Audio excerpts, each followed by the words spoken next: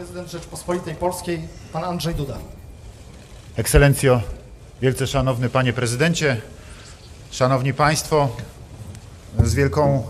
z wielką radością witam w Warszawie, witam w Polsce pana prezydenta Stanów Zjednoczonych Ameryki, pana Donalda Trumpa. Ogromnie się cieszę z tej wizyty w Warszawie, która jest jedną z pierwszych wizyt międzynarodowych pana prezydenta, bo ona podkreśla naszą więź i wysoką jakość sojuszu Polski i Stanów Zjednoczonych. Pokazuje też, że jesteśmy i wzajemnie oceniamy się jako lojalnych partnerów, jako tych, którzy współdziałają na wielu płaszczyznach, między innymi na płaszczyźnie bezpieczeństwa w ramach Sojuszu Północnoatlantyckiego. In NATO alliance.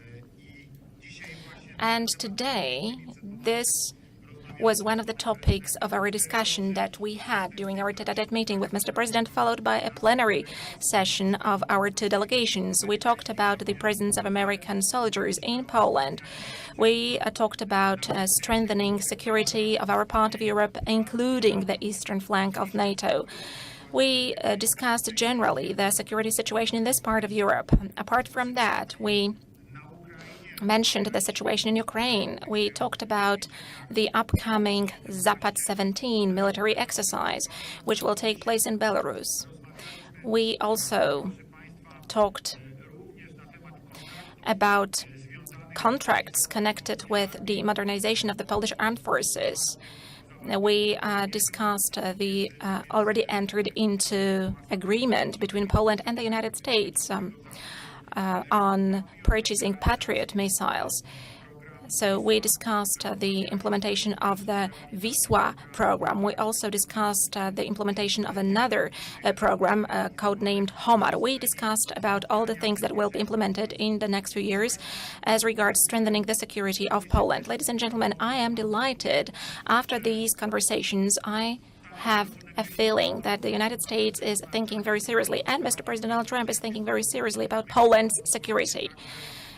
He's also thinking very seriously about the United States of America as our loyal ally. The president stressed very strongly the strength of the Polish community in the United States, of our Polonia, of the Polish Americans, whom he met even before elections. And Mr. President, once again, thank you very much for that.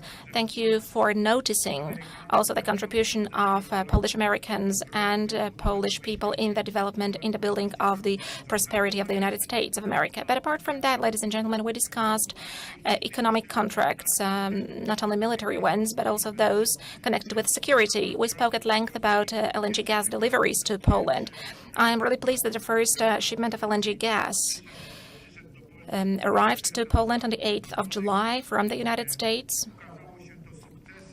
This has turned out hugely successful. There were no problems whatsoever. There were no barriers to ship that gas to our LNG terminal through the LNG terminal in Świnoujście. This opens up the path to more contracts. I hope that in the near future there will be a long-term contract entered into for LNG gas deliveries from the United States, and that through this we will diversify sources of supply of this hugely important raw material to Poland. In a few moments, together with Mr. President, we will attend the Three Seas Summit, where we will also going to discuss issues pertaining to energy security and pertaining to the development of the transatlantic bond between Europe and the United States. We will also talk about the development of infrastructure in our part of Europe, in Central Europe. But we are also going to discuss the development of the European Union, because all the Three Seas Initiative countries are EU member states. And whenever we talk about the implementation of the cohesion policy, then we are looking at it from the European Union perspective. We want to implement it through the development of infrastructure along the north-south axis to increase competitiveness of our countries and by the same token to increase the competitiveness of the entire European Union. I hope that we'll be able to do that also in cooperation with the United States according to the win-win principle that this is going to be beneficial both from the United States and for our countries. Mr. President, once again, welcome.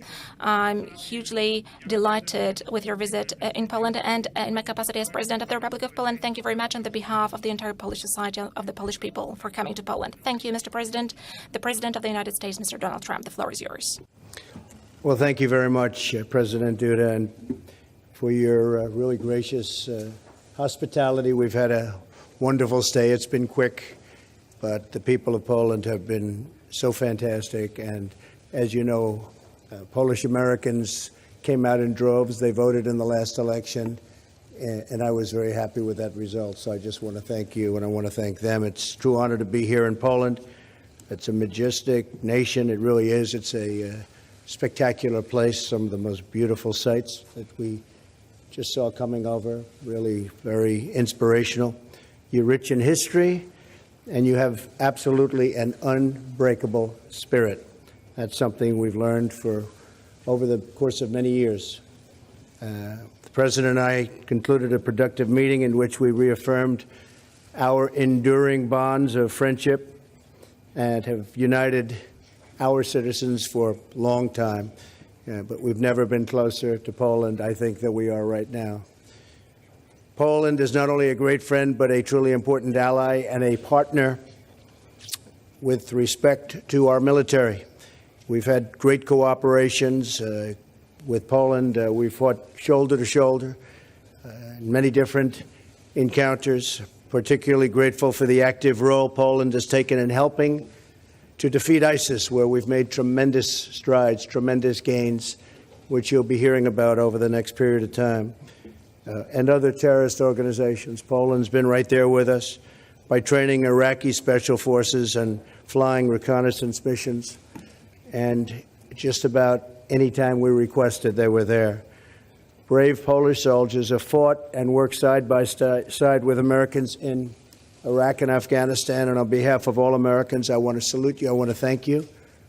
Very, very special people. I also want to thank the Polish people for their kindness to more than 5,000 American troops that are stationed in your country. Our strong alliance with Poland and NATO remains critical to deterring conflict and ensuring that war between great powers never again ravages Europe, and that the world will be a safer and better place. America is committed to maintaining peace and security in Central and Eastern Europe. We're working with Poland in response to Russia's actions and destabilizing behavior. And we're grateful for the example Poland has set for every member of the NATO alliance by being one of the few nations that actually meets its financial obligations.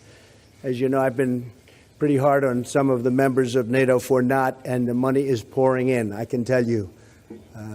I was criticized, Mr. President, but I can also say that the people at NATO aren't criticizing me. They're very happy. The money has been pouring in the last year, far greater than it ever would have been. It is past time for all countries and all countries in the NATO alliance to get going and to get up to their obligations. But I can say that Poland has been right there, and you will even exceed that number, and I appreciate that very much, and so do a lot of other countries. During our meeting, I congratulated President Duda on Poland's recent election to the United Nations Security Council. We also discussed our mutual commitment to safeguarding the values at the heart of our alliance: freedom, sovereignty, and the rule of law. Poland joins the Security Council at a very critical time. It's a critical time, frankly, for the world, because you see what's going on. Not only must we secure our nations from the threat of terrorism, but we must also confront the threat from North Korea. And that's what it is. It's a threat.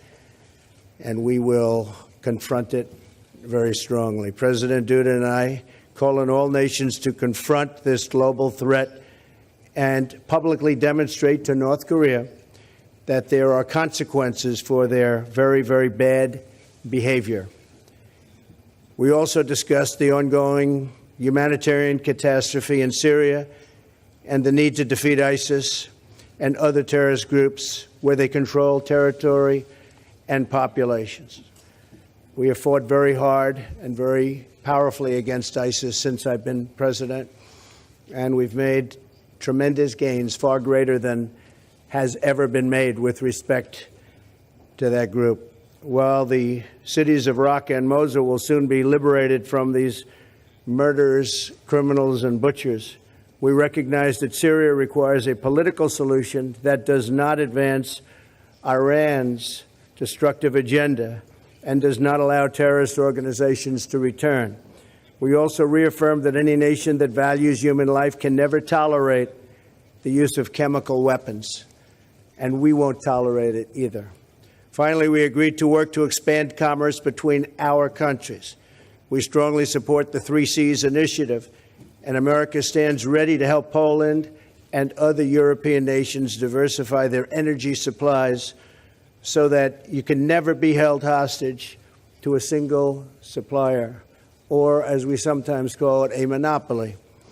I'm pleased to report that the first shipment of American liquefied natural gas arrived in Poland last month, and there'll be many more coming.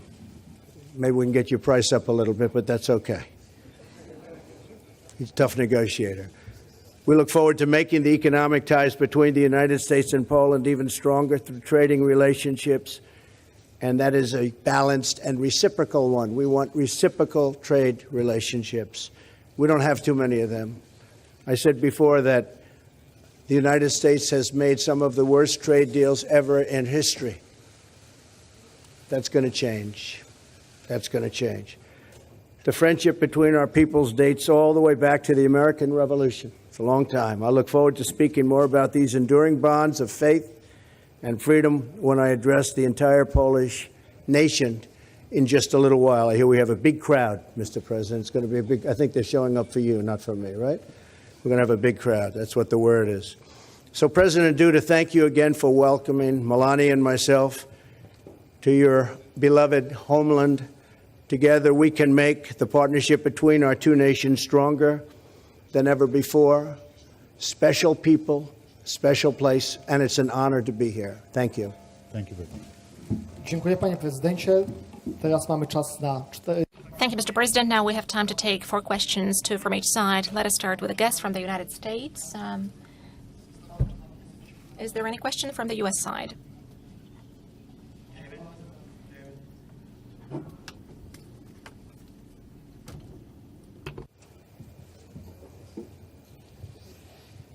Thank you, Mr. President. In light of North Korea's latest ICBM testing, do you think they're beyond redemption, or is there a chance they might actually make a U-turn? And are you willing and ready to launch military action against them? and if I may, I have to ask about this. Since you started the whole wrestling video thing, what are your thoughts about what has happened since then? I mean, CNN went after you and has threatened to expose the identity of a person they said was responsible for it. I'd like your thoughts on that. Yeah, I think what CNN did was unfortunate for them. As you know now, they have some pretty serious problems. They have been fake news for a long time. They've been covering me in a very dishonest way. Do you have that also, by the way, Mr. President? But CNN and others, I mean, not others, NBC is equally as bad, despite the fact that I made them a fortune with The Apprentice, but they forgot that. But I will say that CNN has really taken it too seriously, and I think they've hurt themselves very badly, very, very badly. And what we want to see in the United States is honest, beautiful, free, but honest press. We want to see fair press. I think it's a very important thing. We don't want fake news. And by the way, not everybody is fake news, but we don't want fake news. Bad thing, very bad for our country. As far as North Korea is concerned, I don't know. We'll see what happens. I don't like to talk about what I have planned, but I have some pretty severe things that we're thinking about. That doesn't mean we're going to do them. I don't draw red lines. President Obama drew a red line, and I was the one that made it look a little bit better than it was, but that could have been done a lot sooner, and you wouldn't have had the same situation that you have right now in Syria. That was a big mistake. But I think we'll just take a look at what happens over the coming weeks and months with respect to North Korea. It's a shame that they're behaving this way, but they are behaving in a very, very dangerous manner, and something will have to be done about it. Thank you. Thank you, David. And Mr. President, since we're speaking about press freedoms, your party has significantly clamped down on press freedoms in the last year and now appears to be weakening the power of the national courts as well.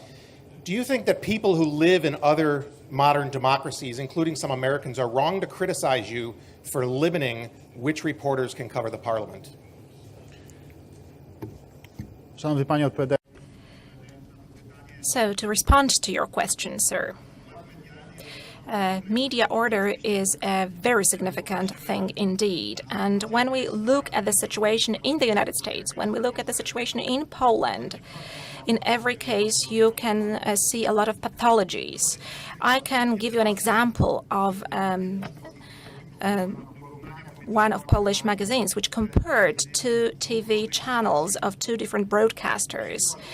And as an example, one of those broadcasters did not report about my visit to Croatia, the visit of the President of the Republic of Poland to Croatia, a very important one, which was preparing the Three Seas Summit, because this broadcaster does not really like me as the President of Poland. So I'm permanently criticized by that broadcaster.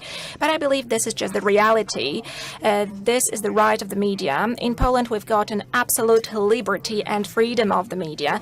Problems were there during previous governments. Also, when the former president was in office, when one of the magazines, the Frost magazine, was visited by special services in order to take away recordings which were compromising for the politicians of the previous ruling party. So that was when the freedom was under threat. But now we have got absolute freedom of the media. We do respect the freedom of the media. We do take care of the interests of the Republic of Poland and of Polish people. Thank you, Mr. President. Now, the question from the Polish side. The first question, Polish television. One question, please. Miłosz Kuczek, I represent the Polish television. One question concerning energy, because both of you mentioned energy sector and the deliveries of LNG. So my first question goes to President Trump. In what time perspective do you think a permanent contract could be entered into to ensure LNG gas deliveries, American deliveries to Poland? And the question to President Duda. Could Poland become a certain hub for the transportation of American gas, a hub to Three Seas countries? Question. I think we can enter a contract for LNG within the next 15 minutes. Do you have anybody available to negotiate?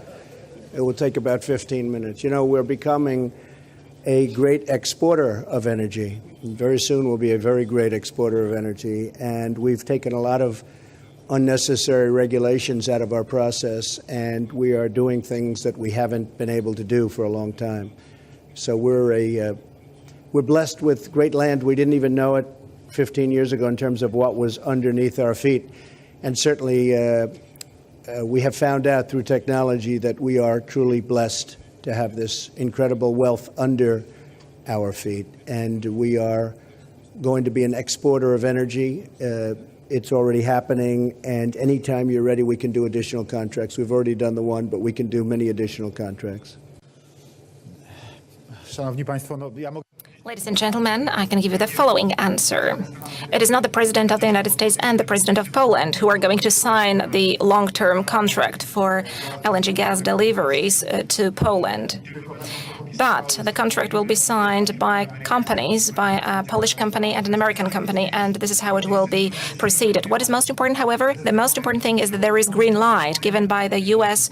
government, by the U.S. administration, that there is an incentive given by Americans for us to buy gas from the United States. And on our side, on the Polish side, on the side of the Polish authorities, there is also this green light, and there is interest in this particular thing. So I count that after relevant negotiations, I know that those negotiations are already ongoing. I believe that after the conclusion of those negotiations, there will be a long-term contract for U.S. LNG deliveries to our LNG terminal in Świnoujście. And answering the second part of your question, can we become a hub through which gas LNG gas, American gas, will flow to Central Europe? I am convinced that the answer is yes. I'm convinced that the answer is yes, and today we are going to talk about this also under the framework of the 3 Cs initiative. This is also connected with the establishment of an energy corridor, of a gas corridor along the north-south axis, but also in the future, this could ensure perhaps alternative supplies vis-à-vis Russian supplies, alternative supplies for Ukraine. This is of primary importance, and this is what we discussed today with Mr. President Trump. I'm convinced that the future is very rosy on this one, very bright, and the contracts will be entered into. And of course, we on our part, according to the needs, are going to develop our capacities as regards the reception of the LNG gas from the US and from other directions.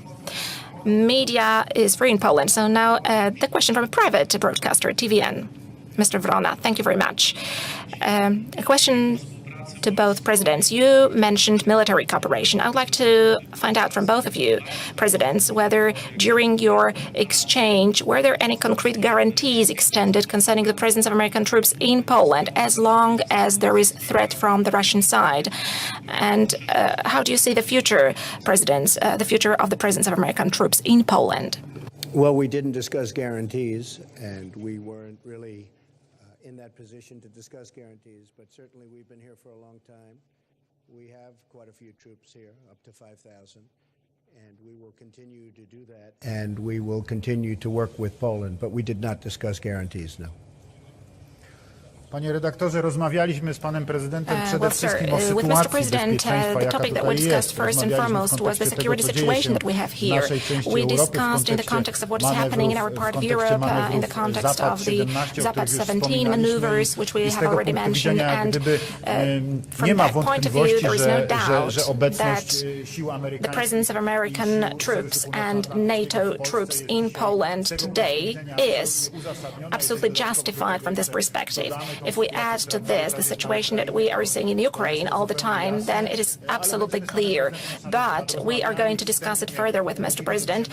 We made an initial agreement to meet next year in the White House. We agreed that I will pay a visit to the United States next year. Of course, the details will be worked out later on, but that year is important both for us Poles and for the Polish Americans, because next year we are going to celebrate the centennial of Poland's regaining of independence. And I would like myself and Mr. President to stress together the importance of that year, because this shows the contribution of the Polish people to the welfare of the United States over the last 100 years. And the last question, American media, very briefly, please, because the presidents have got to attend the 3C summit in a minute. So perhaps Mr. President Trump is going to select the next journalist asking the question.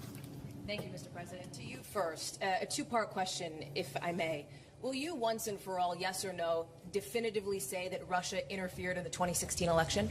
Well, I think it was Russia, and I think it could have been other people in other countries. Could have been a lot of people interfered. I said it very simply. I think it could very well have been Russia, but I think it could well have been other countries, and I won't be specific, but I think a lot of people interfere. I think it's been happening for a long time. It's been happening for many, many years. Now, the thing I have to mention is that Barack Obama, when he was president, found out about this in terms of if it were Russia, found out about it in August. Now, the election was in November. That's a lot of time. He did nothing about it. Why did he do nothing about it? He was told it was Russia by the CIA, as I understand it. It was well reported. And he did nothing about it. They say he choked. Well, I don't think he choked. I think what happened is he thought Hillary Clinton was going to win the election, and he said, let's not do anything about it. Had he thought the other way, he would have done something about it. So he was told in early August by presumably the CIA that Russia was trying to get involved or meddling pretty strongly with the election. He did nothing about it. The reason is he thought Hillary was going to win. And if he thought I was going to win, he would have done plenty about it. So that's the real question, is why did he do nothing from August all the way to November 8th? Why did he do nothing? His people said he choked. I don't think he choked. So the follow-ups for you on that, Mr. President, you again say you think it was Russia. Your intelligence agencies have been far more definitive. They say it was Russia. Why won't you agree with them and say it was? I'll tell you, let me just start off by saying, I heard it was 17 agencies. I said, boy, that's a lot. Do we even have that many intelligence agencies, right? Let's check it. And we did some very heavy research. It turned out to be 3 or 4. It wasn't 17. And many of your compatriots had to change their reporting, and they had to apologize, and they had to correct.